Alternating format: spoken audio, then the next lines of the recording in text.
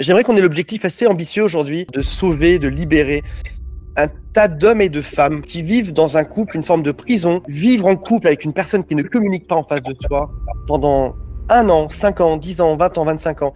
C'est-à-dire que ton quotidien entier, c'est une forme d'incompréhension gigantesque qui fait souffrir. C'est une prison de verre. Et l'extérieur peut ne pas se rendre compte de ce que tu vis. Et j'aimerais qu'on résolve ça aujourd'hui.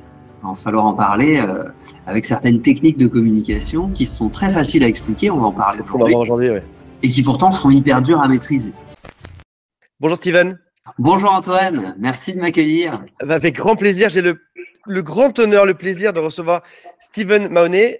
Tu es coach, formateur, tu as une immense expertise sur la communication et les relations amoureuses. Et je crois que tous les deux, on se voit sur nos réseaux sociaux respectifs depuis très longtemps. Ouais. Et c'est enfin l'occasion de parler ensemble aujourd'hui. C'est génial, hein. Franchement, merci d'avoir pris cette initiative, ça me fait super plaisir. Moi aussi, je te vois tout le temps sur les réseaux et c'est intéressant de pouvoir discuter ensemble et se rencontrer, même si c'est en virtuel, en tout cas pouvoir échanger, c'est vraiment top. Exactement. Je pense qu'on a une grande partie de nos pensées philosophiques, psychologiques, scientifiques qui sont similaires. Et puis, on a aussi, heureusement, plein de choses à s'apporter l'un à l'autre. Et notamment, toi, ton expertise, ça va être sur avoir une meilleure communication dans le couple.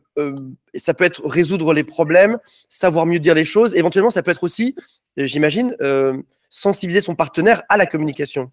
Parce que dans un couple, le rythme est forcément rythmé par le plus lent des deux, j'imagine. Exactement. Le rythme du groupe, ouais, c'est le rythme du plus lent. Et ça marche aussi bien en couple.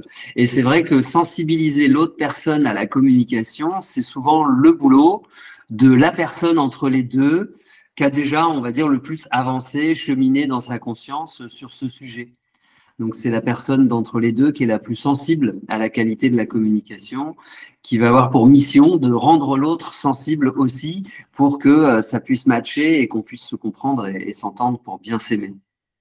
On arrive, si je faisais une caricature de notre société, je trouve que les femmes s'expriment très bien, savent exprimer leurs sentiments, leurs émotions, savent bien communiquer, et on tombe face à des hommes qui sont peut-être un peu plus bourrus souvent, qui ont un peu plus de mal là-dedans. On se traîne un héritage de nos parents, de nos grands-parents, où les femmes parlaient, les hommes ne disaient pas grand-chose. Moi, mon grand-père me disait juste « passe-moi le sel », tu vois. Et est-ce qu'aujourd'hui, ce cliché est toujours réel, ou est-ce que finalement, les hommes savent aussi communiquer ou apprennent à communiquer? Alors, je pense que déjà, c'est important de dire que c'est une caricature, c'est-à-dire que c'est des généralités. Évidemment, il y a des exceptions. Il y a des mecs qui sont beaucoup plus expressifs et des femmes qui le sont beaucoup moins. Donc, il y a des exceptions, mais il y a quand même cette espèce de tendance. Et je suis pas sûr qu'elle soit uniquement culturelle, parce qu'on la retrouve un peu partout sur la planète. J'ai eu la chance de bosser avec des publics africains, indiens, asiatiques, et on retrouve cette même tendance. Et d'après ce que j'ai compris dans les recherches que j'ai pu faire, les femmes en majorité ont une capacité à exprimer 6 fois plus de détails que les hommes, ne serait-ce qu'avec les mouvements des sourcils, des yeux, des micro-expressions de la bouche, des micro-expressions du style hochement de la tête, etc. On trouve beaucoup plus de signes de communication chez les femmes que chez les hommes, et elles sont aussi plus réceptives aux signes. C'est-à-dire que là où nous les mecs on va zapper un certain nombre de choses, on va pas les voir. Une femme va avoir une plus grande capacité à détecter des signes de communication, souvent non verbal ou paraverbal, c'est-à-dire le ton de la voix, l'intonation, le rythme des paroles, etc. Dans le livre Sapiens, qui était un best-seller il y a quelques années de ça, il comparait la vie des singes et la vie des hommes préhistoriques à notre vie actuelle. Et donc, tu as un pavé gigantesque qui te décrit sur 500 pages de comportements des hommes préhistoriques. Et tu te rends compte au fil des pages que ces comportements, on les a toujours aujourd'hui. Et notamment, il disait que la femme préhistorique s'occupait de la grotte, de garder le feu en place, des enfants, avait toute une communication déjà à l'époque, peut-être pas forcément verbale à l'époque, mais avec toute une communication et était adaptée à parler en groupe, à vivre en groupe, là où les hommes partaient seuls dans la jungle, dans les bois chassés, étaient très silencieux, et qu'on garderait encore finalement, même 100 000 ans après, encore trace de ceci. Ouais, je pense que c'est cohérent. Enfin, moi, j'ai pas lu le bouquin Sapiens. J'ai tiré mes infos d'autres sources, mais qui se rejoignent parce que effectivement, les femmes, comme elles portent les enfants, et qu'elles ont beaucoup plus d'ocytocine dans leur système que les hommes, qui est l'hormone de l'attachement. Forcément, si une maman ne s'attache pas à son bébé, ça va dysfonctionner et il risque de mourir. Donc la nature a prévu les choses comme ça. Et pour comprendre un bébé, c'est vachement technique. Faut vraiment être super attentif parce qu'il t'explique pas ce qu'il a, le bébé. Quand mes enfants étaient petits, c'était un puzzle, quoi, une énigme. Et du coup, pouvoir être sensible à des micro-signes est censé permettre aux mamans de mieux s'occuper des nourrissons. En tout cas, ça me paraît assez cohérent comme explication. Et le fait qu'on n'ait pas évolué tant que ça depuis l'époque préhistorique, c'est que si on déroule l'existence de l'humanité, j'avais participé une fois dans un séminaire, on avait fait un exercice qui était super intéressant. L'animateur avait un rouleau de papier toilette. On était dans une grande salle. Il envoie le rouleau pour le dérouler intégralement. Donc, ça fait je sais pas combien de mètres de long, peut-être 20, 30 mètres de long. C'était très long. Et il nous dit, voilà, toute cette longueur, c'est l'histoire de l'humanité. Et il demande au groupe, à votre avis, combien de feuilles de papier représentent l'époque moderne depuis 2000 ans? L'époque moderne, c'est quand même depuis 2000 ans, depuis les Romains. Combien de feuilles? Alors, chacun reste à devinette. Imagine, ce serait beau que ce soit la dernière feuille. Il y a une forme de logique, mais j'en sais rien. Et en fin de compte, la réponse, c'est les 2 premiers millimètres de la toute première feuille. Ça, c'est nos 2000 ans d'histoire. Donc, forcément que déjà, il y a 2000 ans, on était quand même passablement en insécurité. Il y a encore beaucoup de prédateurs, beaucoup de banditisme, des sacrifices humains, enfin tout un tas de choses qui aujourd'hui ont disparu des sociétés riches et modernes, mais que finalement, à l'échelle de l'humanité, c'est vraiment une fraction de seconde, quoi. Et donc, ça peut expliquer qu'on ait toujours les mêmes réflexes. Pour les mecs, d'être plutôt silencieux, parce qu'effectivement, à la chasse, si tu commences à raconter ta vie, tu vas effrayer le gibier. Et pour les femmes, d'être plutôt communicantes, parce que pour élever les enfants en communauté, il faut coopérer de manière incessante. J'aimerais qu'on ait l'objectif assez ambitieux aujourd'hui de sauver, de libérer un tas d'hommes et de femmes, parce qu'on va mettre les hommes dedans aussi, qui vivent dans un couple, une forme de prison, qui est un vivre en couple avec une personne qui ne communique pas en face de soi pendant 1 an, 5 ans, 10 ans, 20 ans, 25 ans. C'est-à-dire que ton quotidien entier, c'est une forme d'incompréhension gigantesque qui fait souffrir. C'est une prison de verre. Et l'extérieur peut ne pas se rendre compte de ce que tu vis. Et j'aimerais qu'on résolve ça aujourd'hui. Je ne sais pas si on peut le résoudre, mais en tout cas, on peut en parler. Il y a un phénomène qui est assez courant. Particulièrement, je sais, Antoine, que tu as une spécialisation sur les personnalités de type pervers narcissique et toutes les problématiques que ça peut amener. Et sans aller jusqu'à de la perversité narcissique, on a tous un côté narcissique et on peut avoir ce côté que j'ai moi-même expérimenté dans une relation il y a fort longtemps et on m'a aidé à le mettre en conscience. Ma conjointe de l'époque m'a aidé à en prendre conscience. Le fait que à cette époque, j'étais très extraverti au niveau social, c'est-à-dire que je pouvais être très sympa en société, faire marrer les gens, discuter avec tout le monde, etc. Et à la maison, je devenais un ours, complètement obtus, complètement fermé. La caricature du mec dans sa grotte. Et c'est vrai qu'il y a 25 ans, j'étais un peu comme ça. Et ça a évolué évidemment, mais c'est vrai que tant qu'on ne se rend pas compte qu'on a ce comportement et à quel point ça peut faire souffrir la personne en face, on peut pas le changer. Donc la première étape pour faire évoluer ce genre de choses, c'est effectivement de pouvoir en parler. Et pour en parler sans que ça crée des conflits ou de l'hostilité, il va falloir en parler sans faire de critique. Il va falloir en parler avec certaines techniques de communication qui sont très faciles à expliquer, on va en parler aujourd'hui, et qui pourtant sont hyper dures à maîtriser. C'est un peu comme faire du vélo, c'est facile à expliquer, tu montes dessus, tu pédales, voilà. Mais une fois que tu montes dessus, tant que tu t'es pas assez entraîné, tu te casses la figure, tu te fais mal, et que tu te dis, mais non, ça va pas ton truc là, c'est pourri ton vélo là. Et ces techniques-là, c'est un peu ça. Est-ce qu'il est acceptable en 2024 de ne pas être formé sur de la communication? Je vais te dire ça parce que j'ai des clients et j'ai des clientes surtout qui me disent je n'irai jamais dans un couple avec un homme qui ne s'est pas un peu formé sur le dev perso, sur la communication, qui n'a pas été voir un psy ou un coach pendant quelques séances pour mieux se comprendre. Et pour elle, ce n'est plus acceptable aujourd'hui. Est-ce que tu as un point de vue qui est aussi radical ou est-ce que tu penses qu'on peut très bien vivre sans avoir jamais ouvert un seul bouquin de psychologie, de communication, ou sans jamais avoir été voir un psy?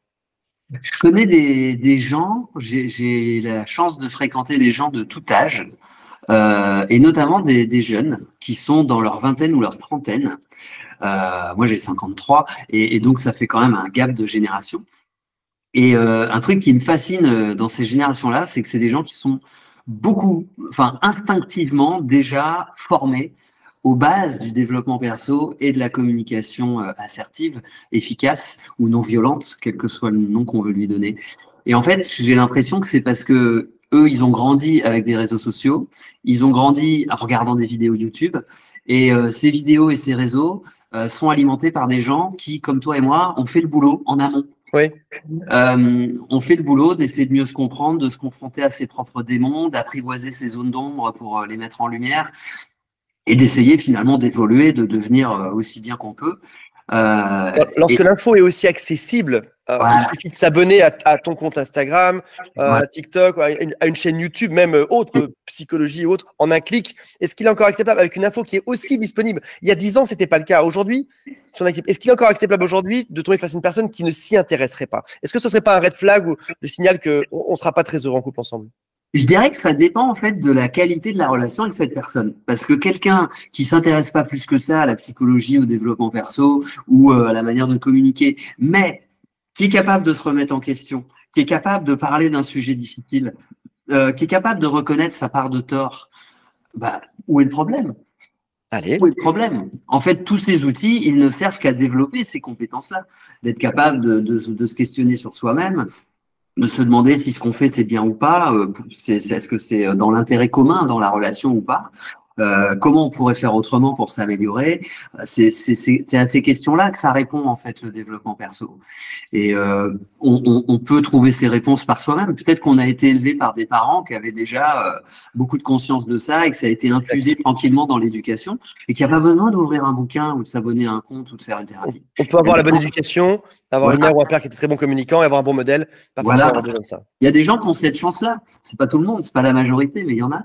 Et c'est chouette. Tout le monde n'a pas la chance d'avoir des parents qui n'étaient pas forts là-dedans, qui se sont formés pendant des années. Ouais, voilà. Je suis une femme de 40 ans, en couple depuis 15 ans avec mon mari, et il est incapable d'arriver à communiquer avec moi. On n'y arrive pas, il s'énerve, il se bloque, il va dans sa chambre, il part marcher avec le chien. J'arrive pas à le mettre dedans. Qu'est-ce que tu donneras comme conseil à cette femme qui veut juste, à la première étape, lui faire prendre conscience, comme tu as dit, il va falloir communiquer différemment, qu'il va falloir faire des efforts. Comment est-ce qu'on avance dans cette prise de conscience? Je pense qu'il y a un ingrédient qui est hyper important pour arriver à ça, parce que cette personne, elle est face à un mur qui ne voudra pas bouger.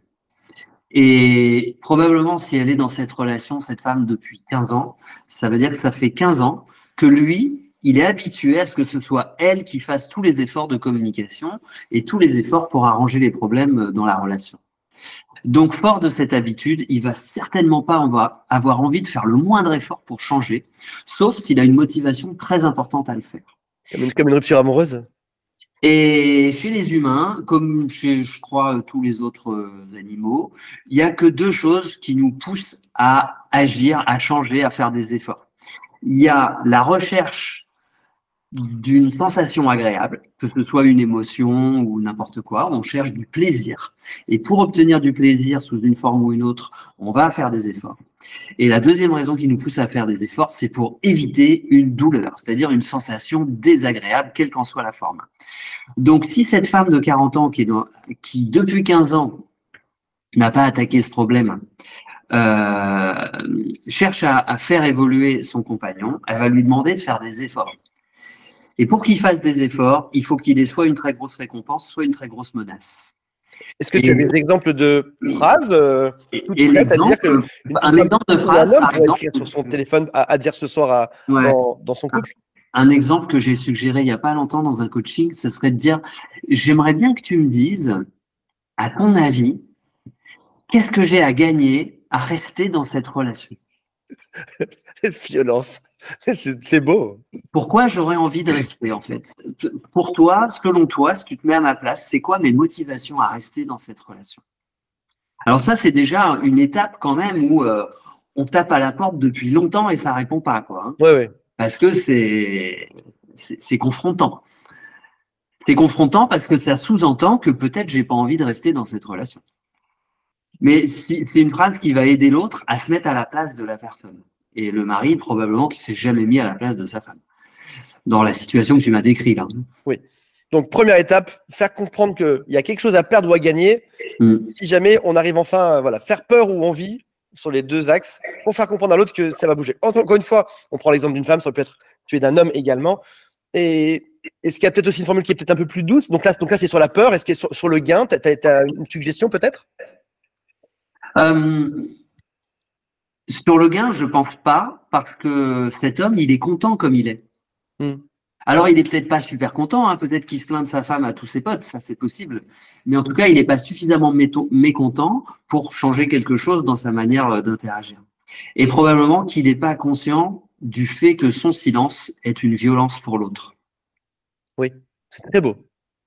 Donc, malheureusement, parfois, on change parce qu'on prend un électrochoc. Quand vraiment on n'a pas conscience, c'est souvent un électrochoc qui déclenche la prise de conscience. Et là, il me semble que dans une situation, si ça n'a pas bougé depuis 15 ans, je vois pas d'autre moyen qu'un électrochoc.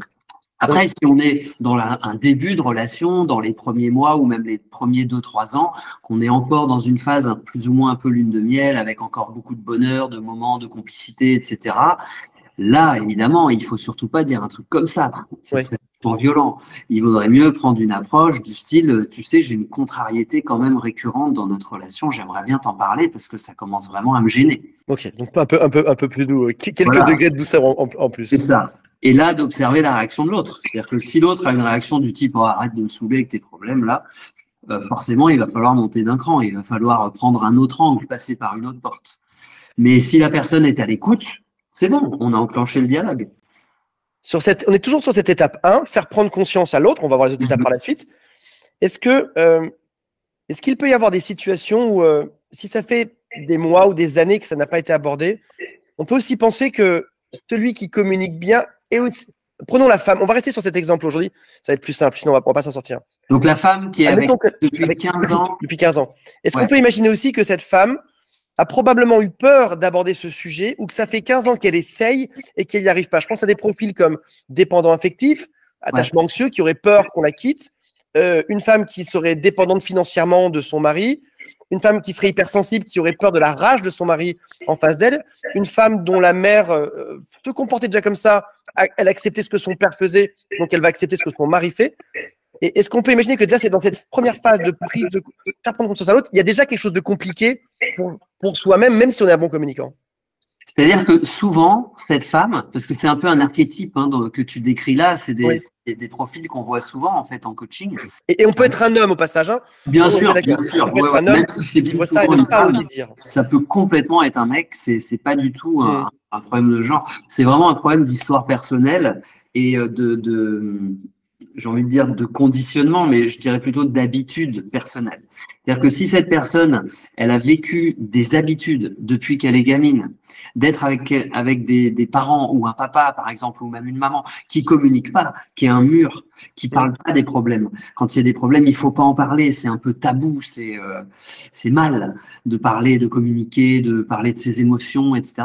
Bah, cette personne-là, elle ne sait pas comment se comporter dans une relation avec quelqu'un qui communique.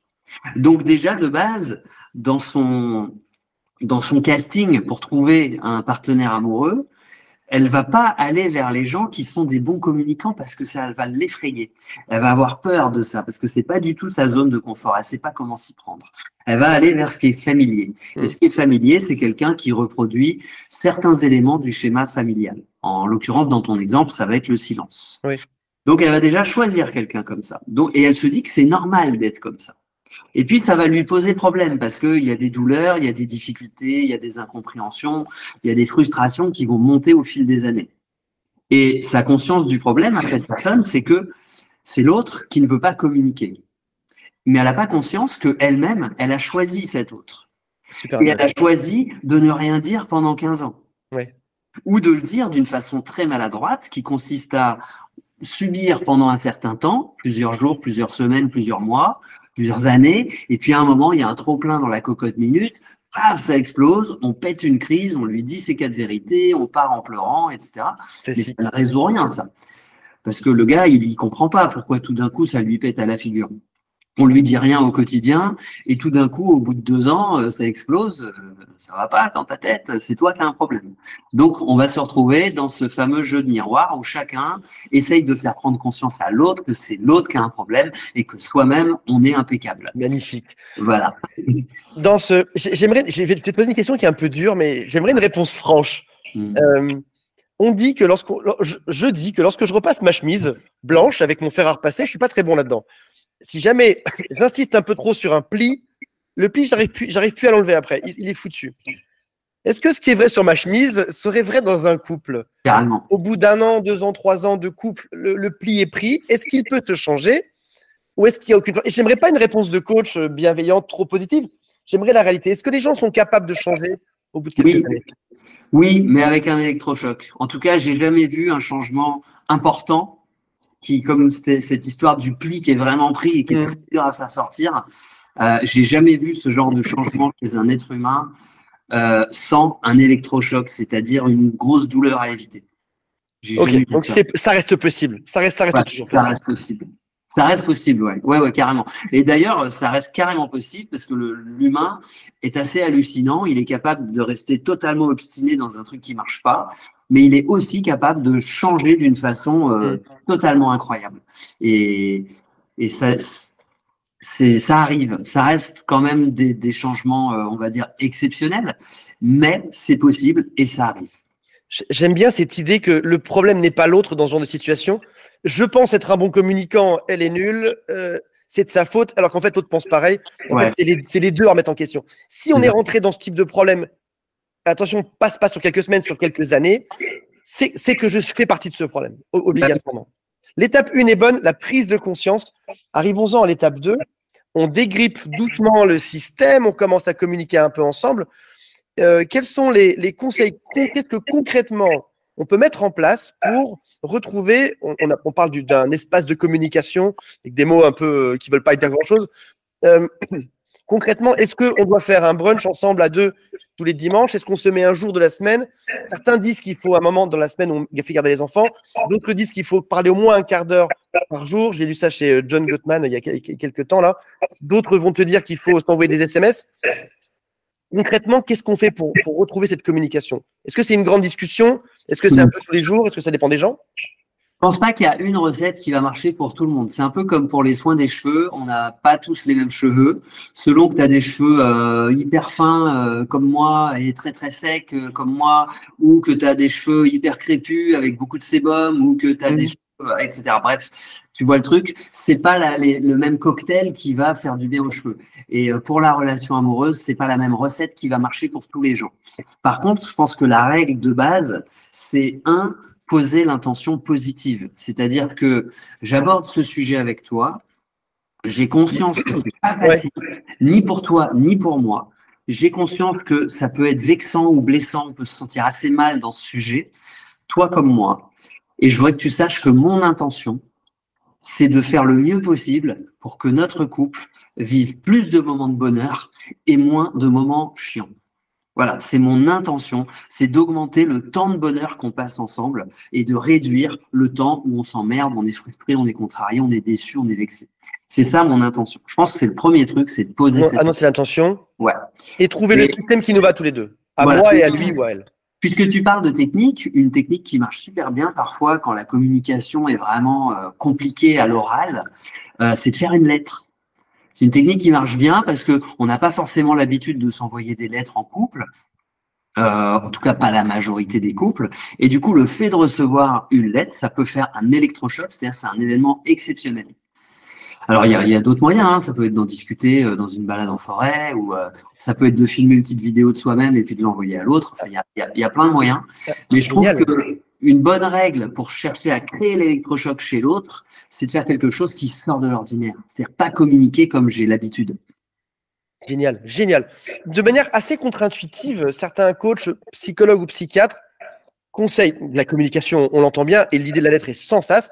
Et on peut aussi conseiller quelque chose qui est contre-intuitif, c'est le silence. Partir chacun dans son coin pendant un week-end. Est-ce que c'est quelque chose que tu recommandes, toi, tout d'un coup, allez, on va mettre, déjà qu'on communiquait peu, là, on va encore moins communiquer vu qu'on va partir. Ouais. Je trouve que c'est super, une période de silence choisie, une période de séparation choisie, à condition qu'elle soit bien expliquée. Un peu comme l'histoire d'annoncer sa bonne intention, c'est hyper important d'annoncer le pourquoi de cette prise de distance momentanée. C'est hyper important parce que le silence pur et dur, c'est quelque chose qui va être sujet à interprétation. Oui. Si une personne se met à ne plus communiquer, à ne plus parler, bah forcément, il va falloir que je trouve une explication, que je fasse du sens à son comportement, et donc je vais chercher mes propres explications. Et si je suis dans une relation de couple qui dysfonctionne parce qu'on communique pas très bien, on a beaucoup de frustration ou de rancœur, etc., forcément, je vais me faire des films hyper pessimistes. C'est la nature du cerveau, il va s'inquiéter, il va faire tous les scénarios du pire. Elle a trouvé quelqu'un d'autre, elle s'est barrée avec son chéri, elle me fait la gueule, elle veut me punir, c'est un chantage, enfin, on va partir dans des scénarios catastrophes. Donc, pour éviter ça, il faut vraiment que ce soit un truc qui est clarifié et expliqué. C'est-à-dire, je t'explique que j'ai besoin pour moi de me retrouver et dans notre quotidien, j'y arrive pas parce qu'il faut que je gère ceci et cela et tout me fait penser à toi, etc. J'ai besoin de prendre du recul et donc je vais m'isoler, je vais louer un gîte pour un week-end ou pour une semaine ou je vais partir chez ma sœur ou blablabla et j'explique, voilà, pour que l'autre se fasse pas des films et n'interprète pas de travers. À ce moment-là précis, donc prise de conscience, début de la communication, menace ou gentille phrase ou lettre ou partir, il y a souvent deux écueils qui sont dont même en tant que coach, mais des psys ont ça aussi, qui sont difficiles à éviter. Le premier, c'est l'énervement, parce que on va en parler après ça, peut-être de la communication non violente. On n'a pas forcément les bases. Et du coup, c'est le tu es comme ceci, l'autre te dit non, c'est toi qui es comme ceci. On a rétabli une communication, mais elle n'est pas bonne. Clairement, elle est merdique et ça marche pas. Donc, premièrement, c'est une forme d'agacement parce que plutôt que de mettre la poussière sous le tapis, là, on lève enfin le tapis, on voit ce qu'il y a en dessous et on se rend compte que c'est plus compliqué. Parfois, il valait même mieux ne pas en parler que d'en parler. C'est compliqué. Donc, énervement. Et le deuxième, c'est pas des mensonges, mais j'ai un ami qui est alcoolique, ça fait 20 ans qu'il me dit qu'il va arrêter et il n'a jamais arrêté. Et de même, dans le couple, certains peuvent te dire, Roger te dit, Martine, ne t'inquiète pas, ce coup-ci, j'ai bien compris. Tu as failli partir, j'ai eu peur. Regarde, j'ai changé. Et pendant quelques jours, pendant un mois, Roger communique. Il envoie des messages, il fait des fleurs. Martine se dit, ça y est, il a changé, il est génial. Malheureusement, au bout d'un mois, bien évidemment, Roger redevient exactement dans tout ceci. Martine se réénerve, ça recommence, encore un mois d'effort, et Roger revient comme avant. Et ça n'avance pas. Une forme d'inertie énorme que les gens ont pour le changement. Et ou faire semblant, tu vois. Oui, je vais changer, ne t'inquiète pas, je te promets que je vais voir un psychologue, ils en font une séance. Je vais voir un coach, ils envoient une demi-heure un coach. Je vais lire un livre, ils ont juste vu l'intro, tu vois. C'est les deux écueils, effectivement, et ils sont normaux, en fait. Je crois qu'il y a une grosse partie de nos problèmes. Quand je m'étais formé au coaching au début, il y avait une phrase qu'on nous avait proposée qui m'avait vraiment intéressé.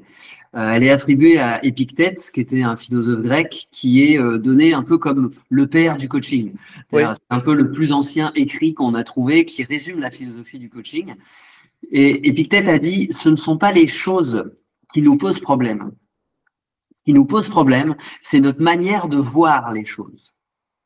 C'est-à-dire que dans cette situation, quand Martine va aborder le sujet de la communication avec Roger, il va pas voir le sujet de la communication, il va voir sa propre vision, sa propre interprétation et tous ses souvenirs personnels associés au sujet de la communication.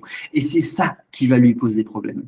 Parce qu'on lui a déjà dit plein de fois qu'il était chiant à pas dire les choses, à pas répondre aux questions, à pas dire ce qu'il ressent. On lui a déjà dit des millions de fois, donc il le sait, et il a associé ça à des retours négatifs sur lui. Donc dès qu'on va lui parler de ce sujet, dès qu'il va sentir que c'est ce sujet-là qui vient, il a tous ses mécanismes de défense qui se lèvent, il a son armure qui se met autour de lui et il sort son épée. Et donc, il s'énerve parce qu'il veut se défendre, il veut se protéger, il veut pas être le mauvais gars qui a du mal à communiquer. Il veut être le bon gars et c'est normal, on veut tous être… Comment s'appelle c'est Épithète ? Épictète. Épictète, comment ça s'écrit ? E-P-I-C-T-E, accent grave, T-E. Ok, alors pour savoir qui est resté jusqu'ici dans cette vidéo, écrivez Épictète, je vous laisse l'écrire en dessous, ou Roger si vous aviez du mal à l'écrire, juste pour savoir qui est arrivé jusque-là. Voilà, génial. Premier agacement, c'est Roger voit voit la chose de son point de vue, il a changé, et puis à la fin, il se dit, mais finalement, elle en demande trop, je vois ça différemment. Et finalement, on a pensé se comprendre à un certain niveau, mais à d'autres niveaux supérieurs, on ne s'est pas compris. Ce qui poserait moins problème à Roger, c'est si Martine arrivait non pas à lui parler de son problème de communication, mais à lui parler d'elle-même et de son souhait pour la relation. C'est-à-dire, si j'étais Martine, je pourrais dire, tu sais, Roger, je tiens beaucoup à notre couple. Ça fait 15 ans qu'on est ensemble et vraiment, on a partagé tellement de souvenirs, etc. Et valoriser tout ce qui a bien marché dans la relation. Parce qu'il n'y a pas que des trucs pourris. Si on est toujours ensemble, c'est qu'il y a des choses qui sont chouettes. On a peut-être des super enfants, on s'est peut-être fait des super voyages, on a peut-être vécu des super moments d'intimité, peut-être qu'on en vit encore, peut-être que des fois, on se fend la tronche et on rigole bien ensemble. Bref, valoriser tous ces côtés-là. Et dire, pourtant, il y a quelque chose qui me mine et j'aimerais que tu puisses m'aider. Waouh, c'est bon ça. Et si Martine positionne Roger comme un soutien, comme la personne qui va l'aider, ça met pas du tout le même mindset dans la tête de Roger. Au lieu d'être vu comme la personne mauvaise qui sait pas communiquer, d'un coup, il est vu comme le gars qui est plein de ressources et qui va aider sa chérie. Et à partir de là, elle va pouvoir parler de ce qu'elle ressent et dire, voilà, moi, je me sens régulièrement avec des contrariétés assez fortes. Et elle peut aussi éventuellement exprimer les conséquences. Que par exemple, je sais pas, par exemple, peut-être j'aimerais bien me sentir désirable. Et là, j'ai du mal. Ou du coup, je me suis retrouvé à parler avec quelqu'un et j'ai trouvé qu'il s'intéressait à moi et ça m'a flatté et ça m'a gêné par rapport à toi. Tu vois, exprimer un peu les conséquences du problème pour elle. Ok. Que Roger puisse se rendre compte que ah bah tiens, peut-être Martine, elle peut intéresser d'autres gars en plus. Peut-être que Martine, elle souffre. Comment je pourrais l'aider à pas souffrir, à être bien dans notre couple. Et une fois que tout ce terrain-là est préparé et que Roger est sensible au sujet, là, on va pouvoir parler de ce qui blesse vraiment, c'est-à-dire le fait que des fois, je te parle et j'ai l'impression que je sens pas que tu m'écoutes. À quel moment est-ce qu'on abandonne? Je veux une réponse honnête, je veux pas une réponse de coach, je veux une réponse honnête. Martine et Roger sont ce qu'on appelle un couple on-off. Ils sont ensemble depuis des années, mais ils se séparent, ils se mettent ensemble, ils se séparent. C'est un drame à chaque fois. Parmi tous leurs amis, dans leur famille, ils ont des conseils qui vont dans tous les sens. Finalement, il y a deux clans. Il y a le clan Martine, il y a le clan Roger, qui finissent par se haïr eux-mêmes. Et à quel moment est-ce qu'on abandonne là-dedans? Moi, j'aurais déjà abandonné depuis longtemps. Ou plutôt, j'aurais pas abandonné. T'aurais même pas épousé Roger, toi. En fait, pour moi, il s'agit pas d'abandonner. Il s'agit plutôt d'accepter que j'ai fait mon maximum et que ce que je suis en train de vivre, ça correspond pas aux objectifs que je me suis fixés, à la vision que j'ai pour moi-même, pour mon épanouissement personnel. Je pense que là où le bas blesse dans ce genre de relation, c'est que les personnes n'ont pas suffisamment déterminé ce qu'elles veulent pour elles-mêmes. C'est-à-dire concrètement pour toi, être heureux, c'est quoi? Est-ce que c'est avec un mec qui t'ignore? Est-ce que c'est taper des crises de jalousie régulièrement, se séparer, revenir ensemble, vivre dans le drame? Est-ce que c'est ça ta notion de l'épanouissement personnel? En fait, malheureusement, il y a beaucoup de gens qui ne pensent pas qu'ils ont droit à l'épanouissement personnel. C'est-à-dire que si l'épanouissement maximum, il est là, eux, ils se disent, oui, mais moi, si déjà j'arrive à avoir ça, c'est déjà très bien. Et du coup, on reste dans des relations dysfonctionnelles comme ça. Et je pense que le moment où on dit stop, c'est le moment où on prend conscience qu'en fait, on n'est pas obligé de rester à ça. On peut tout à fait aller là-haut. Est-ce que le risque parfois, c'est de rester trop longtemps et de perdre du temps finalement, de perdre du temps, on vit peu de temps, c'est de perdre du temps et de louper d'autres opportunités d'être heureux ailleurs? J'oscille entre eux. Ouais, ça reste toujours compliqué. Un psychologue aurait du mal à dire ça. Est-ce que Martine perd du temps là-dedans et elle manque d'autres opportunités? Elle aurait peut-être pu croiser Claude, qui était encore plus sympa, avec qui, tu vois, c'est manquer d'opportunités. Ou est-ce que finalement, l'autre pensée qui est à l'opposé, c'est on est dans une société où on se quitte trop, il faut faire des efforts. Pour reprendre un peu ce que disait Épictète, le problème, c'est notre manière de voir les choses. C'est-à-dire que si je me dis j'ai perdu 15 ans de ma vie avec cette personne, c'est un problème pour moi. Et je vais avoir beaucoup de mal à pardonner à cette personne, à me pardonner à moi-même d'être resté pendant aussi longtemps. Je vais avoir beaucoup de mal. Je vais vivre en fait beaucoup d'émotions désagréables dans mon quotidien. Ça va me pourrir mes nuits. Je vais y penser régulièrement. Ça va me baisser mon humeur et mon niveau de bonheur. Par contre, si je vois les choses non pas comme j'ai perdu du temps, mais voilà le temps qu'il m'a fallu pour comprendre et apprendre, et que de cette relation, ce que j'ai appris, c'est que je ne veux pas ci, je ne veux pas ça, je ne veux pas ça. Je suis capable d'encaisser jusqu'à ce point-là. Je suis capable d'être très patient. Je suis capable de dire stop. Je suis capable d'être résilient. Je suis capable de me reconstruire. Au final, j'ai gagné beaucoup de choses dans cette relation. Et c'est ma manière de voir qui change.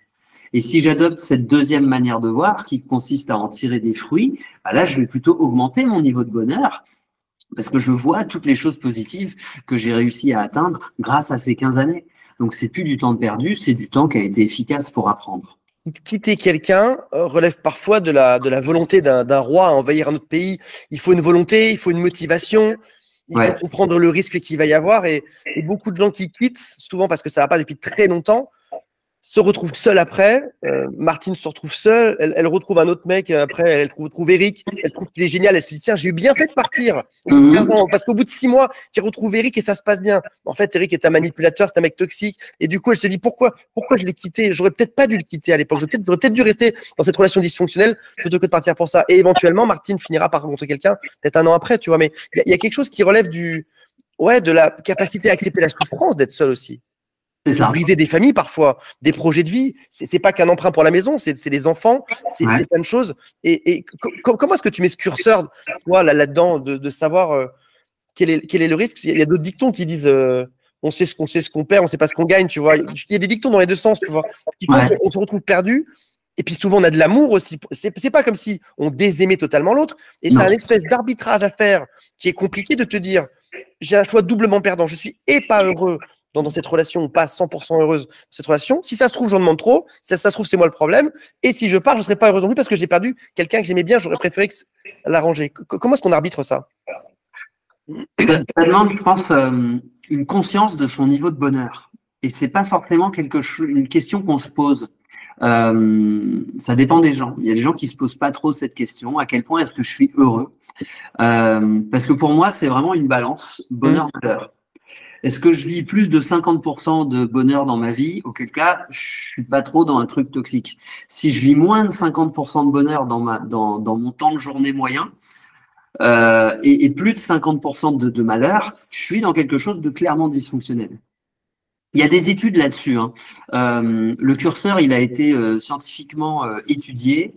Alors, dans 2 domaines, dans le management et dans la relation amoureuse. Dans le management, on dit que pour qu'un salarié reste motivé au travail, il faut qu'il ait plus que 70% de choses qui sont satisfaisantes dans son job et moins de 30% de choses qui sont insatisfaisantes.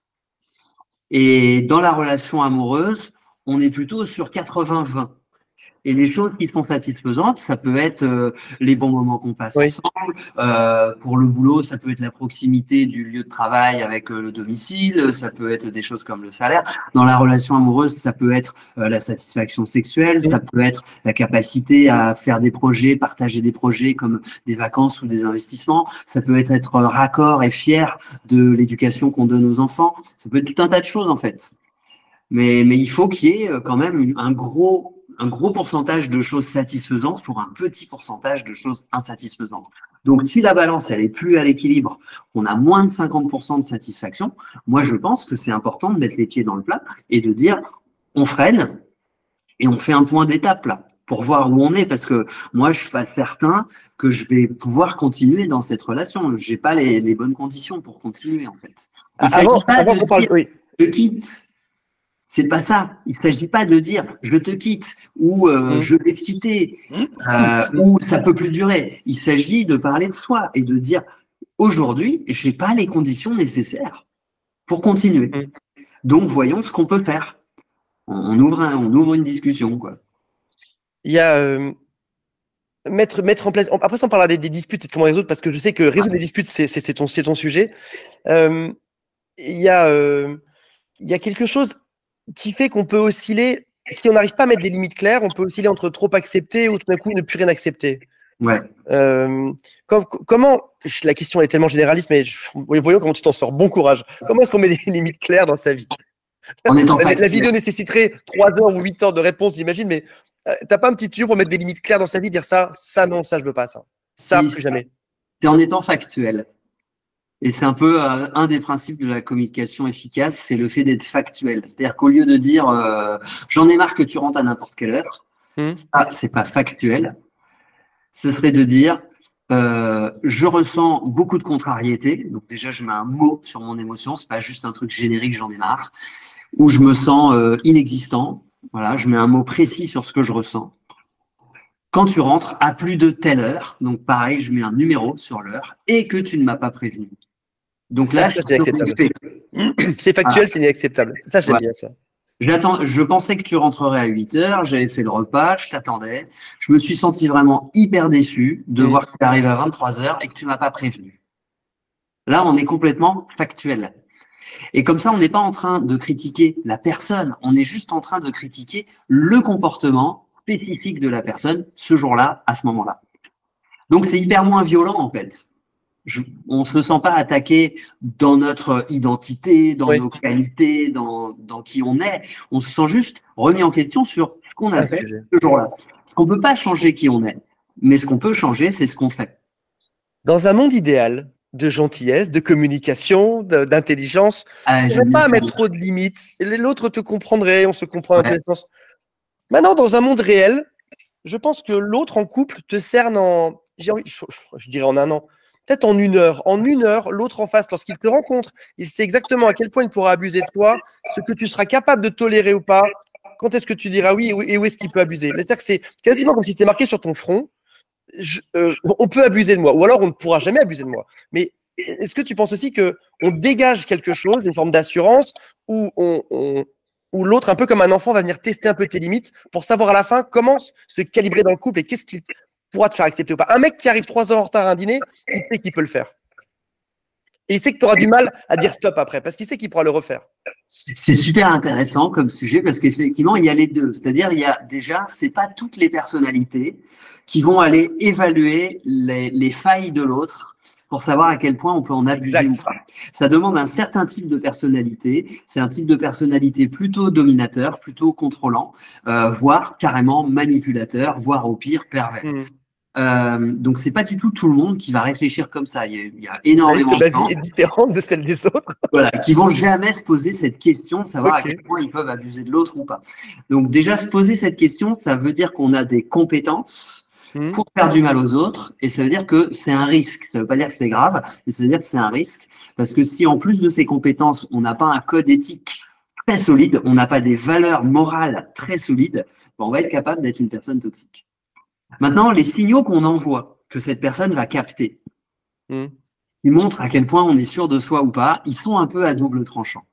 Parce que ce qu'on envoie, c'est jamais qu'une image. Et on peut très bien projeter l'image de quelqu'un qui a vachement d'assurance, etc.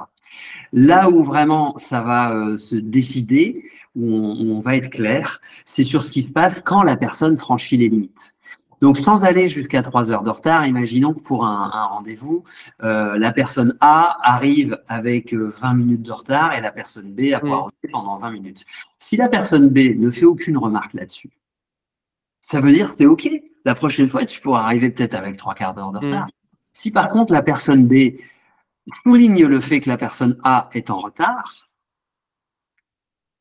là, ça montre déjà qu'il y a une limite qui a été franchie. Et ensuite, ça va dépendre de la manière dont c'est souligné. Si c'est souligné en mode je te fais la tronche ou etc., ça va pas être très efficace, très constructif, parce que ça va créer un climat pas très sympa. Si par contre c'est souligné peut-être sous une forme humoristique du style oh bah t'as du bol parce qu'encore 2 minutes et j'étais plus là. Là, ça montre que, ok, on va pas non plus poireauter une demi-heure, quoi. Pour savoir qui est resté jusqu'ici dans la vidéo, mettez en retard au restaurant en commentaire en dessous. Ça, je saurais que vous êtes arrivé jusque-là. En retard au restaurant. J'étais jeune consultant, j'étais tout jeune sur les Champs-Élysées. J'étais quelques années de salarié. J'étais vraiment clairement pas le meilleur des salariés sur Terre. J'étais salarié, ça me plaisait pas. J'étais consultant dans l'informatique.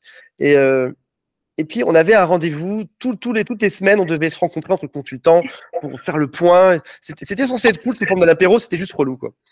Juste relou, c'était des questions business. C'était pas du tout d'apéro rigolo.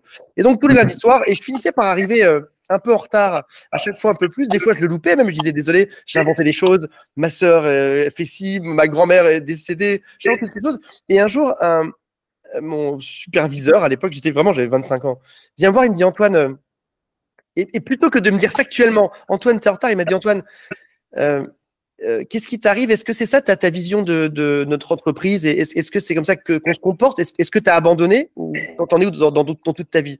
Et tout d'un coup, je trouvais ça beau qu'il parce que tu soulignais le fait de remarquer sur un point qui est génial, mais si ça se répète, c'est aussi souligner un état d'esprit. Et j'ai déjà entendu ces phrases dans le couple, comme par exemple, c'était une femme qui est rentrée un peu tard ou qui allait souvent voir son ex-copain, etc. Et son mari lui a dit, il lui a dit, je ne sais pas précisément quelle est ta vision du couple et si on est fait pour être ensemble parce que tu m'as l'air d'avoir une vision du couple qui est très différente de la mienne. Et si tu te comportes comme ça, je ne suis pas sûr que ça marchera entre nous. Donc c'est prendre un envol, dézoomer le tout, regarder l'image et la faire remarquer. Ouais, c'est super à partir du moment où il y a eu effectivement une tendance dans les comportements qui souligne peut-être un état d'esprit ou qui traduit un état d'esprit. Et c'est vraiment chouette de le faire sous forme de questionnement. Quelle est ta vision du couple? Parce que pour le coup, c'est pas trop offensif. Et de poser aussi sa limite en disant, moi, je suis pas sûr que ça va me convenir, en fait, cette vision-là, ce fonctionnement-là. C'est plutôt sain et c'est un bon préambule. Si la personne est ouverte à en parler, ouverte à se remettre en question. Après, ça ne prémunit pas contre l'agressivité, les réactions un peu hostiles, d'énervement, etc. Mais c'est une manière vraiment clean d'aborder le sujet en posant non pas un seul fait isolé, mais une série de faits qu'on peut agglomérer dans une tendance, qu'on peut décrire avec une tendance, et ensuite d'exprimer les conséquences que ça a. C'est-à-dire, moi, je suis pas sûr que ça va me convenir parce que je vois pas ça comme ça. J'ai 45 ans, je m'appelle François, et une copine qui est tellement jolie, elle a 10 ans de moins que moi, elle a 35 ans, elle est magnifique, et elle est tellement jolie que je lui laisse passer plein de choses dans le couple. Elle va avec ses copines, ne veut rien dire parce que j'ai déjà de la chance. J'ai rapide, je perds mes cheveux, je gagne pas tant que ça ma vie. J'ai déjà bien de la chance qu'elle accepte d'être avec moi. Si jamais j'essaie d'être plus dur, elle me fait bien comprendre que il y a une porte pour y aller rapidement, qu'il y a beaucoup d'autres offres sur le marché. Et je m'enferme dans un couple où je suis encore une fois, comme tout à l'heure, entre deux mauvais choix. Soit je reste avec elle, je souffre le martyr parce qu'elle fait ce qu'elle veut, elle me dit comme elle veut dans le couple, parce qu'elle a une poitrine gigantesque, j'accepte tout ce qu'elle me dit. Ou alors je pars, mais mon Dieu, c'était une bombe quand même. Comment est-ce que je peux quitter cette femme? Et cette situation dure depuis des années. Qu'est-ce que François doit faire? Accepter. Accepter. Elle est bonne, mais ça marche dessus toute sa vie. Accepter qu'on n'a rien sans rien. Tu veux une super belle voiture, elle va te coûter cher, tu vas sortir un gros bifton. Tu veux une super belle nana qui ne te correspond pas vraiment, sur des critères. Donc, tu as évoqué des critères physiques, des critères d'âge, etc. Assume qu'il va y avoir aussi un prix à payer, c'est-à-dire que c'est elle qui pose ses conditions. D'ailleurs, en fait, ton sujet, il est intéressant parce qu'il amène sur les dynamiques de pouvoir dans le couple. Qui a le plus de pouvoir? Et c'est un sujet qui est souvent très tabou dans les relations amoureuses. Aussi bien dans les entreprises, c'est très clair parce qu'il y a des hiérarchies, il y a des anciennetés, il y a des domaines d'expertise, etc. Donc, on est très conscient de qui a du pouvoir. Mais là où c'est moins clair dans l'entreprise, c'est les pouvoirs politiques. C'est-à-dire qui est cul et chemise avec qui déteste qui influence qui parce qu'ils jouent au tennis ensemble, etc. Dans les relations amoureuses, il y a aussi ces phénomènes de pouvoir. Il y a qui a la meilleure répartie et le plus doué en argumentation. Il y a qui est le plus séduisant sur le plan social et qui attire les regards. Il y a qui gagne le plus d'argent et qui a le plus de pouvoir pour contrôler les vacances et des choses comme ça. Il y a qui a la meilleure pédagogie et du coup un meilleur feeling avec les enfants. Enfin, il y a plein de manières en fait d'être en compétition l'un contre l'autre dans une relation. Et c'est un peu ce qui se passe là dans l'histoire que tu évoques avec François et sa copine super mignonne, très jeune, qui en fait c'est elle qui a le pouvoir. Voilà, je sais pas pourquoi elle est avec François, mais clairement, elle pose ses conditions. Et François, tu prends ou tu laisses. Je pense je sors avec François aussi parce qu'il y a quelque chose d'assez agréable et confortable. Elle sait qu'elle peut faire ce qu'elle veut, qu'il payera. Et François, au fond de lui, il n'aime pas trop ce double choix là, soit rester avec elle sans marcher dessus, soit partir et la perdre. Et du coup, ce que François cherche, en appelant ses copains tous les soirs, en allant au bar pour se bourrer la gueule et oublier qu'il souffre, il va chercher la technique pour reprendre le contrôle. On parlait de contrôle et de pouvoir, pour reprendre le contrôle et le pouvoir là-dedans. Gagner plus d'argent, peut-être pour l'épater, la rendre un peu jalouse avec d'autres femmes, lui parler un peu différemment, tenter des choses, mais c'est marqué sur son front qu'il est plus vieux, qu'elle peut en faire ce qu'il veut, et elle sait très bien que quoi qu'il essaye, le pli sera fait et qu'elle pourra l'abuser comme elle veut. Je pense que ces techniques-là sont à risque. Je veux pas dire que c'est des trucs toxiques, mais c'est des trucs à risque parce que ça peut vite aller vers quelque chose d'un peu toxique. C'est-à-dire la rendre jalouse avec d'autres femmes, c'est à risque qu'elle aussi joue le même jeu. Gagner plus d'argent, c'est à risque qu'elle en réclame davantage. C'est ou peut-être qu'elle aussi elle gagne plus d'argent, on n'en sait rien. Je pense que ça c'est à risque et que ce serait plus prudent d'aborder les choses sous un angle un peu différent. Ça revient un peu au même au final, c'est-à-dire que le but de ces techniques, c'est de créer chez cette jeune femme un sentiment que finalement François, il n'est pas acquis. Et je pense qu'une autre manière de faire, qui est moins à risque, c'est simplement de ne pas être disponible quand elle veut. Oui. C'est simplement et c'est ce qui est très dur à faire pour quelqu'un qui est dans la position de François, parce que évidemment, il va être obnubilé par cette femme. Et comme il a très peur de la perdre parce qu'il a l'impression qu'il n'est pas assez bien pour elle, ça c'est sa croyance profonde et c'est cette croyance qui le limite. S'il arrivait à se dire que, en fait, si elle est avec lui, c'est parce qu'il est assez bien pour elle et que du coup, il n'y a pas de danger, il n'y a pas de risque. Elle est avec lui parce qu'il lui plaît. Et à ce moment-là, si elle remplit son calendrier social avec des sorties avec ses copines, des choses, des vacances, etc., que lui, il fasse pareil, tout simplement. Qu'il n'hésite pas à sortir avec ses potes, à se faire un week-end là où il veut, aller danser, aller se faire masser, j'en sais rien, sans déborder, sans faire quoi que ce soit qui soit une rupture du contrat dans leur relation, c'est-à-dire sans la tromper, ou etc., sans lui mentir, mais juste remplir sa vie avec d'autres choses. Aller faire du sport, se consacrer à un business ou une formation ou quelque chose qui l'intéresse. Et si elle appelle et dit « Ah, mon doudou, t'es dispo ce week-end ? Ah bah non, désolé, ce week-end, j'ai déjà prévu d'aller faire ceci, cela. » Et puis voilà. Et comme ça, elle va comprendre que il lui appartient pas, que lui aussi il a une vie, et ça va restaurer un équilibre. Que la base du déséquilibre, c'est que François, il est convaincu qu'il n'est pas assez bien pour elle et qu'il a de la chance d'être avec elle. Alors qu'il devrait se convaincre qu'il a la valeur suffisante et que s'il était choisi, c'est déjà suffisant. Voilà. Et que c'est pas une question de chance, c'est une question de ça correspond bien entre eux, en tout cas pour le moment, et tant que ça dure, très bien. Et de mettre des limites et de poser un équilibre, et si ça marche pas, ça dégage. Ça. Ouais. Natacha, j'aimerais arriver sur un point, je te dis déjà là où je veux en arriver. D'accord. C'est toute forme de raccourci ou de déséquilibre de base va créer une forme d'emprise ou de manipulation. Natacha rencontre, j'essaie de pas trouver des noms de clientes que j'ai. C'est des situations que j'ai mixées ensemble qui sont assez fréquentes. Natacha rencontre un mec qui est entrepreneur, qui est très riche, qui a une grosse boîte dans le BTP, qui fait des millions.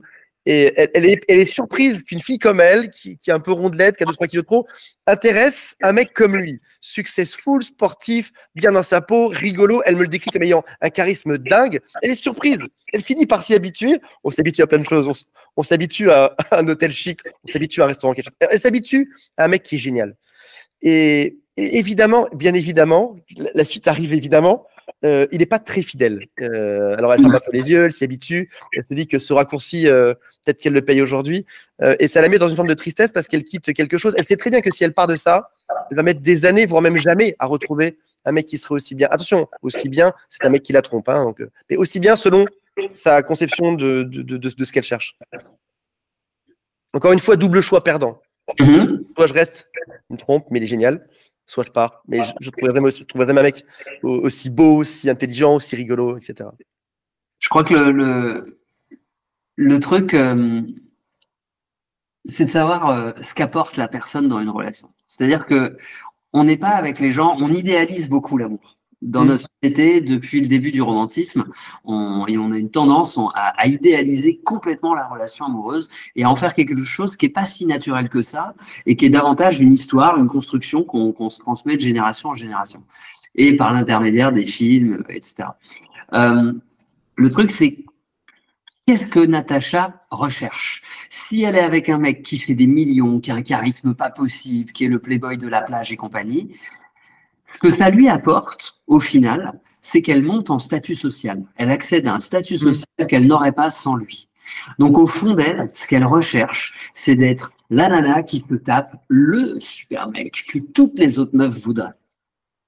Et le prix à payer, c'est d'accepter qu'elle n'est pas la seule et qu'il va tremper son kiki à droite à gauche. Ça, c'est le prix à payer.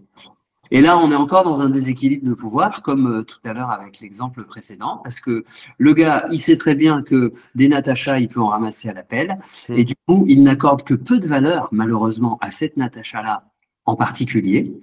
Et du coup, il ne lui accorde pas l'exclusivité qu'elle aimerait. Et potentiellement, il lui ment, il lui raconte des histoires pour pas qu'elle découvre, etc. Et ça donne quelque chose d'assez malsain.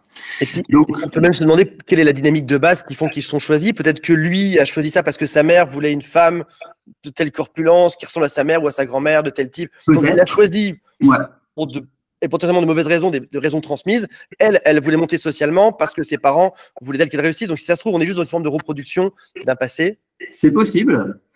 C'est possible que ce soit un schéma qui reproduise le passé. C'est possible aussi tout simplement que lui, ça l'arrange d'avoir une nana qui peut manipuler assez facilement, oui. Et puis qui va être stable, et puis qui certainement va lui rendre un tas de services, hein, notamment des choses qu'elle va faire à la maison que lui n'a pas envie de faire ou ne sait pas faire.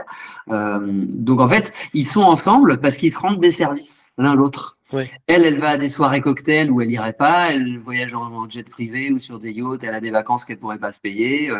Voilà, elle accède à un statut.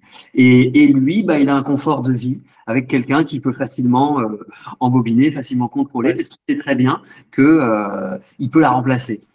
Et en fait, gros travail souvent sur la conception du couple, sur ce que je veux vraiment, sur quelles sont mes valeurs, sur pourquoi est-ce que je suis autant dans quelque chose de superficiel finalement. Et ce qui mène à un cas que je trouve très complexe.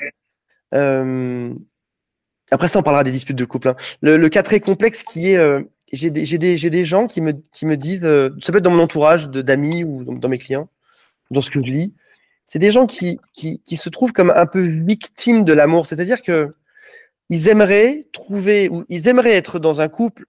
Prenons un homme qui aurait, je sais pas, un homme qui aurait une cinquantaine d'années. Il a déjà eu des expériences de vie, il a déjà eu des enfants. Il aimerait trouver une femme dans une relation intelligente, dans quelque chose qui se construit, dans quelque chose de profond, qui a du sens. Et malheureusement, la seule chose qui l'excite, c'est les relations un peu de fight ou de dispute ou problématiques. Il y avait ce livre comment c'était, Cheryl Argo, les hommes préfèrent les chieuses. C'était un livre de 2000, je sais pas quoi, 2005. Les hommes adorent les chieuses. Et il me dit, c'est comme une forme de malédiction sur ça. J'arrive pas à en sortir. Et la dispute, ce qui est, je trouve, antinomique, c'est que la dispute, on explique que voici comment est-ce qu'on peut la résoudre, là où en réalité, si on prend les hommes dans ce cas-là, beaucoup d'hommes cherchent un peu la dispute. En fait, ça rejoint, enfin, pour moi, la lecture que je fais de ce genre de problème, c'est que il y a un déséquilibre entre deux besoins fondamentaux dans la relation amoureuse. Dans une relation amoureuse, pour que ça marche bien, parmi tous les besoins psychologiques qu'on cherche à satisfaire, il y en a deux qui sont hyper durs à concilier. C'est le besoin de certitude et le besoin d'incertitude. Esther Perel, elle en parle très bien dans ses livres, notamment dans l'intelligence érotique. Elle parle de besoin de sécurité et d'insécurité, c'est exactement et d'excitation, pardon, sécurité et excitation, c'est la même chose. Besoin de sécurité, c'est on peut prévoir un peu le comportement de l'autre, on peut prévoir ce qui va se passer, on a des points de repère fiables et donc on se sent en sécurité parce que on peut anticiper un certain nombre de choses. On sait où on va, donc ça nous rassure. Et ça, c'est hyper important pour pouvoir s'engager dans une relation avec quelqu'un. On a besoin de se sentir un minimum de confiance. Donc, il faut nourrir ce sentiment de sécurité. Mais si on n'a que ça, on finit par s'ennuyer. Et quand on s'ennuie, ça fait baisser le désir, ça fait baisser l'intérêt, ça fait baisser la motivation, l'énergie disponible pour nourrir la relation amoureuse. Donc, on arrête de faire des trucs originaux, on fait tout le temps les mêmes routines et on s'ennuie. Et c'est ce qui fait que, à un moment, le cerveau, il va commencer à aller regarder d'autres gens, puis on va commencer à avoir des pensées un peu, voilà, si on est dans une relation exclusive, qui sont déjà des micro-infidélités. Et donc, pour ça, il faut nourrir le besoin d'incertitude. Ouais. Et ça, c'est des surprises. Et c'est ça qui fait qu'une relation va pouvoir rester vivante pendant des années, parce que il va falloir renouveler un certain nombre de choses. Il faut renouveler les scénarios sexuels, il faut renouveler les conversations qu'on a, il faut renouveler les centres d'intérêt, il faut renouveler les endroits où on part en vacances, il faut renouveler tout un tas de choses. Et ça peut aussi passer par changer les rideaux ou changer de bagnole, ça peut être des choses matérielles aussi. Mais il faut du renouvellement pour amener ce truc d'incertitude où, ah tiens, on a changé un peu des points de repère, on ne sait plus trop où on va, et c'est ça qui nous excite. Ouais. Donc, ce gars que tu décris, lui, il satisfait son besoin d'incertitude en provoquant des conflits. Parce que dans le conflit, on ne sait pas trop où ça va aller, on a un petit risque que ça aille même à la séparation. Donc, c'est très excitant. Et une fois qu'on a eu très peur, et qu'on a été très vexé et très blessé dans le conflit, on a vécu des émotions hyper intenses. Et on pourrait parler de l'addiction aux émotions, ça rejoint la dépendance émotionnelle, la dépendance affective. C'est un autre sujet, mais il est dedans quand même. Une fois qu'on a eu cette intensité émotionnelle désagréable dans la dispute, et ben après, on va pouvoir se réconcilier sur l'oreiller et se rassurer sur le fait que, ouf, on est toujours ensemble et du coup, ça va partir du feu de Dieu, mais pas pendant très longtemps. Ça va aller jusqu'au cycle de conflit suivant. On connaît tous ce genre de couple qui ont ça peut être même des parents, des tantes et oncles, une espèce de dramaturgie, un truc permanent dans la dispute, dans la violence, et ils se détestent, et ils s'aiment, et ils se réconcilient sur l'oreiller. On a tout ça, ouais. Et tu as l'impression que c'est quelque chose qui est quasiment voulu à la fin. Bah, c'est ce que Eric Berne appelle les jeux psychologiques. Quand il a monté son modèle d'analyse transactionnelle, qui est super pour comprendre les dynamiques de conflits et d'incompréhension dans les relations, il a parlé des jeux psychologiques, c'est lui qui les a mis en évidence. C'est des jeux perdants, c'est des jeux dans lesquels, dans tous les cas, on va perdre. C'est-à-dire, par exemple, jeu psychologique, ça pourrait être ah, dis donc, t'as quand même pris du poids là, tu pourrais faire un peu gaffe, tu vois, là, je te balance un taquet, et puis toi, en retour, tu vas m'en balancer un autre. Et en fait, on a tous les deux perdu. Et peut-être que aujourd'hui, c'est moi qui vais gagner, ou peut-être qu'aujourd'hui, c'est moi qui vais perdre. Mais dans tous les cas, le fait d'avoir gagné ou perdu, ça va donner envie à l'autre de rétorquer. Celui qui a perdu, un jour ou l'autre, il va répondre et il va gagner. Et donc, dans tous les cas, on perd, parce qu'on ne se donne rien de nourrissant, de constructif, d'harmonieux, d'épanouissant. On se donne que des choses désagréables, qui font du mal. Oui. Donc ça, c'est des jeux psychologiques, et le fait d'entretenir des conflits répétitifs, ça fait partie des jeux psychologiques. Évidemment, c'est pas drôle, mais il a appelé ça des jeux parce que ça obéit à des règles, exactement comme un jeu de Monopoly ou autre, quoi. Ça obéit à des règles, et il y a un gagnant, un perdant, mais sauf que même le gagnant, en fait, il a perdu. Pour deux raisons. Déjà, si le gagnant de ce genre de jeu se regarde dans la glace en se disant, est-ce qu'aujourd'hui j'ai vraiment fait de mon mieux? Est-ce que j'ai été une bonne personne? Est-ce que j'ai contribué au bonheur dans ma relation? Clairement, non. Donc clairement, tu as été une pourriture, tu as mal fait, et ça va te donner une mauvaise estime de toi au fond. Et en plus, tu es perdant parce que peut-être dans une semaine, dans un mois, dans un an, c'est l'autre qui va t'attendre au tournant et qui va t'en remettre un. On a tous vécu, je pense, ces relations, les disputes s'accumulent et finissent par devenir tellement lourdes qu'il y a une espèce de ressentiment des deux côtés.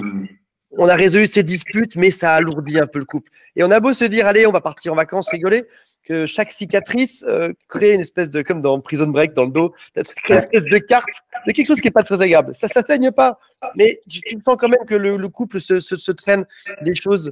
Est-ce que ces cicatrices peuvent partir au laser? Faut que j'arrête avec les métaphores, ça n'a aucun sens. Est-ce que ces cicatrices peuvent partir un jour? Est-ce qu'on arrive à décharger ces brouettes? Ou est-ce que finalement, on vit avec et on s'arrange pour en avoir le moins possible? Je pense que la solution, c'est vraiment de vivre avec, et c'est ça qui fait que ça les diminue. C'est-à-dire qu'elles sont toujours là, on ne peut pas effacer notre passé. Et une expérience qu'on a vécue, on l'a vécue. Mais ce qu'on peut changer, c'est notre manière de la voir. C'est un peu on revient sur Épictète, c'est pas les blessures anciennes qui nous font souffrir, c'est notre manière de les voir. Je peux donner un exemple hyper concret. Il y a très très longtemps, dans ma jeunesse, j'étais dans une relation où je suis resté longtemps, et qui, avec mon recul d'aujourd'hui, je vois très bien que c'est une relation hyper toxique.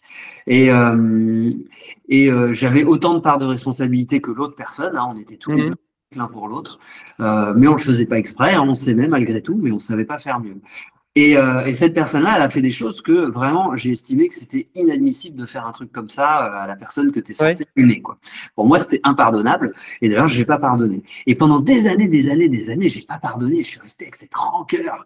Et bien plus tard, j'étais avec une autre compagne qui un jour m'a dit, mais tu as jamais pardonné, en fait. T'es toujours bloqué là-dessus.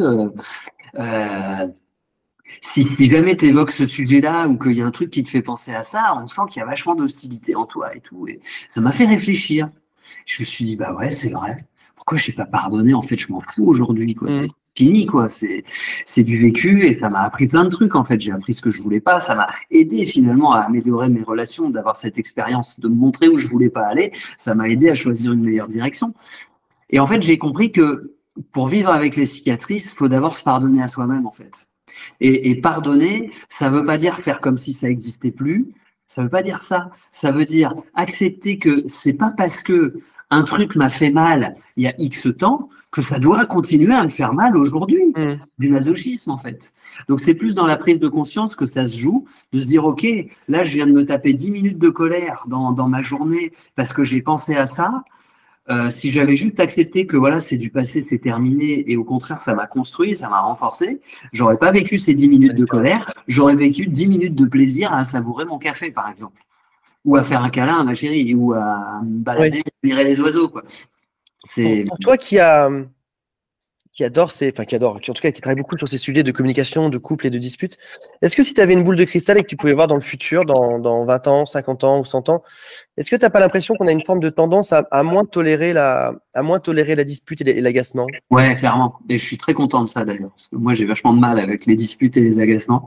Ouais. Et c'était une bonne partie de mon boulot quand j'étais justement dans les entreprises. Là, je formais les gens à la qualité relationnelle, et c'était vraiment ce qu'on constate en tout cas dans l'entreprise. Il y a une recrudescence des gens qui se plaignent de harcèlement, qu'on leur parle mal, on leur manque de respect, il n'y a pas de politesse, etc. Et des conflits en fait en entreprise. Et on regarde un peu les chiffres et on s'aperçoit qu'effectivement, ah ouais, le taux de conflit en entreprise a bondi. Et quand on se pose un peu la question, ce qu'on peut mesurer avec ces chiffres, c'est pas le nombre de conflits dans l'entreprise, c'est juste le nombre de gens qui s'en sont plaints. Oui. C'est le nombre de gens qui vont dire au RH ou qui vont au prud'homme ou qui vont dire à leur chef, écoute, là, ça va pas, y avoir. C'est-à-dire qu'avant, on supportait des choses. Et d'ailleurs, si on regarde à l'époque où, je me souviens quand j'étais gamin, j'allais parfois dans l'atelier où bossait mon père, il y avait des apprentis qui étaient pas beaucoup plus vieux que moi, ils se prenaient un coup de pompe dans le derrière, quoi, quand ça allait pas. Et jamais ils allaient se plaindre. Jamais ils allaient se plaindre. Et au primaire, notre maître au primaire nous tapait dessus avec une règle sur les doigts, sur la tête, il nous tirait super fort. Et les parents disaient ouais, c'est normal, pas de souci. Tu n'allais surtout pas t'en plaindre, quoi. Non, c'était normal. Donc, le seuil de tolérance a changé. Et on est devenu plus conscient de ce qui nous fait du mal et de à quel point ça nous fait du mal et les mauvaises conséquences. C'est-à-dire que très concrètement, ça a des impacts sur la santé. C'est-à-dire que tu regardes les études sur les gens qui vivent beaucoup de stress et ceux qui en vivent peu, et clairement, le stress, ça te défonce la santé, quoi. Tu as des problèmes de cœur, des problèmes de dos, des problèmes de digestion, tu perds tes cheveux, tu perds la vue, tu développes tout un tas de maladies et tu meurs beaucoup plus jeune avec une qualité de vie qui est beaucoup moins agréable. Ton niveau de bonheur est beaucoup plus bas quand tu vis beaucoup de stress. Et forcément, les conflits dans les relations amoureuses, c'est hyper stressogène. C'est beaucoup moins stressant de pouvoir dire « Ah, écoute, chérie, j'ai remarqué que ça faisait plusieurs fois cette semaine que tu rentrais tard. J'aimerais bien qu'on trouve une meilleure option pour la semaine prochaine, ça te dit? Ah bah ouais, d'accord. Alors attends, parce que là, pas tout de suite, mais par contre, on peut en parler demain matin au petit-déj et puis on va faire les agendas, on va voir comment on fait. » Quand tu peux avoir une discussion comme ça dans ta relation amoureuse, c'est cool. Parce que les problèmes, t'en parles, tu dis ok, on va trouver une solution. Le lendemain, tu sors les agendas. Bon, bah là, je peux pas faire autrement, ce sera 22h. Mais par contre, pour ces 3 jours-là, je peux même prendre mon après-midi, puis on va se passer un moment. Et le problème, il est réglé, tu vois, et c'est cool. Et là, on n'a pas de stress. Et du coup, on a moins de problèmes de sommeil, moins de problèmes de digestion, on se sent mieux, on fait mieux l'amour, etc. Tout va mieux, quoi. Il y a 10 ans de ça, je regarde une série américaine et dans cette série, donc c'était en sous-titré français. Cette série, les deux jeunes se croisent dans un parking et la fille dit au mec, écoute Steve, je sais pas comment s'appelait Steve. Écoute, il faut qu'on se sépare parce que notre relation ne va pas dans le bon sens. Et le mec en face, l'Américain en face, lui répond, ok, c'est pas très agréable, mais je comprends tout à fait. Je te souhaite tout le meilleur pour la suite. Et les deux se séparent et partent séparément. Et je vois ça, moi, latin. Il y a 10 ans de ça, et j'explose de rire. Je dis, mais ce metteur en scène, ce scénario est complètement nul, ça ne représente pas la réalité. Nous, en France, je sais pas, il y a 10 ans de ça, tu claquais les casseroles par terre, tu pétais tout dans la maison, tu criais, tu jetais ses vêtements par la fenêtre dans une forme de violence incroyable, tu traitais de plein de noms d'oiseaux. Et là, les Américains, ils arrivaient dans un parking, ils disaient, écoute, on s'arrête là, oui, très bien, je comprends, ça s'arrête, et ça s'arrête là. Et c'est pareil, et aujourd'hui, j'ai rigolé pendant une demi-heure à l'époque. Je vois ça, on est là-dedans aujourd'hui. Oui, aujourd'hui, on est là-dedans de plus en plus, pas tout le monde. Parce que dans le monde anglo-saxon, il y a énormément d'avance en fait sur cette conscience-là, sur cette conscience de la qualité des relations et comment ça affecte notre niveau de bonheur dans notre vie, notre capacité à nous épanouir, à développer vraiment nos compétences, à être le meilleur de nous-mêmes. Il y a vraiment cette conscience-là qui est beaucoup plus avancée dans le monde anglo-saxon que dans le monde francophone. Oui. Sauf peut-être au Québec où c'est francophone. Je pense qu'en Belgique aussi, ils sont pas mal en avance sur la France. Mais en France, effectivement, même aujourd'hui, cette scène de séparation à l'amiable, il y a beaucoup de couples qui en sont très, très, très loin, quoi. Parce que ça vient trop blesser des choses à l'intérieur. froisser des égos, vexer. On est là, on est un peu plus chaud, on a le sang un peu plus chaud peut-être. Ouais. Peut-être qu'on est juste retardé. Hein. J'ai une amie suisse qui est passée il n'y a pas longtemps, elle me dit waouh, vous êtes quand même une génération en France, vous êtes super en retard dans plein de domaines. Bah oui, c'est l'égalité homme-femme. Attention, pas que en défaveur des femmes. Hein. Le rôle des hommes, il est pas dingue. Le rôle des femmes, il est pas bien défini. Si vous parlez bizarrement d'une manière plutôt agressive, même on va dans un restaurant, dans un bar, elle dit oh, la façon dont les serveurs nous parlent ici, il n'y aurait jamais eu ça. Il y a beaucoup plus de respect. Après, ça reste que son expérience et sa vision. Mais oui, je pense qu'on a encore un retard et qu'on va rattraper avec le temps. Oui, on va rattraper, ça c'est sûr. Après, voilà, l'évolution, c'est comme la salade, hein, c'est pas en tirant dessus que ça va aller plus vite. Mais c'est quand même, voilà, chacun son rythme. Et voilà, c'est juste un constat, c'est pas une critique, c'est juste un constat que voilà, on en est aujourd'hui en France là où on en était il y a une bonne dizaine d'années. Mais ça va s'arranger avec le temps. Ouais. Mais alors, si vous êtes arrivé jusqu'au bout, écrivez salade dans les vous tirez sur la salade si vous voulez dans les commentaires. Steven, un immense merci pour ce temps. On a passé 1 heure et quelques. Qui sont passés en quelques secondes. Un immense merci pour cette bienveillance, cette sagesse. Les gens peuvent te trouver. Alors, je vais mettre le lien. Vers quoi je mets le lien? Où est-ce que mais tu peux mettre le lien direct vers mon site, comme ça renvoie aussi sur Facebook. Allez, je le lien direct sur le site, dans le commentaire et dans la description, comme ça vous cliquez dessus, vous pouvez le suivre, aller voir ces programmes. Est-ce qu'il y a un programme que tu proposes en ce moment qui te tient à cœur? Alors, je suis en train de terminer là un programme qui va sortir très très bientôt, qui s'appelle Du conflit à la conversation. Et ça va te donner toutes les clés pour transformer une situation dans laquelle on est dans les conflits, pour en faire finalement des conversations constructives, pour construire ensemble des solutions et pouvoir avancer vers plus de bonheur, plus d'épanouissement et plus de sérénité dans la vie amoureuse. Ben, parfait. Un immense merci à toi. Voilà. Merci beaucoup Antoine, c'était carrément exceptionnel. Moi, je suis vraiment super ravi d'apparaître comme ça avec toi sur ta chaîne YouTube. C'est vraiment super chouette. Merci beaucoup d'avoir pris contact avec moi. Et toutes ces questions, je les trouve super pertinentes. C'est vraiment chouette qu'on puisse réfléchir à plusieurs dessus pour que ça avance plus vite.